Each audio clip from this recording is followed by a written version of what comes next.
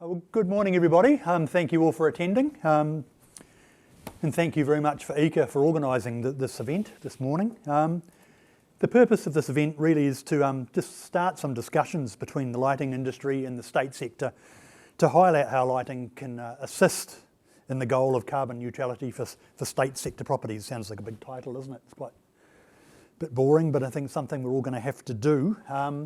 But really, there's a few different things to discuss, and today we've got a few different speakers. My name's Chris Byrne. I'm the chairman of the Lighting Council New Zealand. Lighting Council is the lighting industry body, so we're the body that represents manufacturers, importers for light fittings, and we're the commercial people, if you like, that bring the lighting to the world.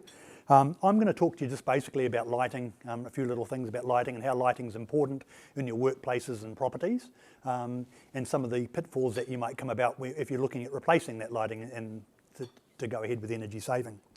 Also speaking, we've got Brian King. Brian's actually the Executive Director of Lighting Council, our only paid executive, but Brian's he normally spends a lot of time on standards committees and things like that, so he's going to talk briefly about standards and carbon calculations and the very things that are relevant. Hopefully not too much detail that'll make you sort of foggy-eyed, but make you aware of what you'll need to be doing.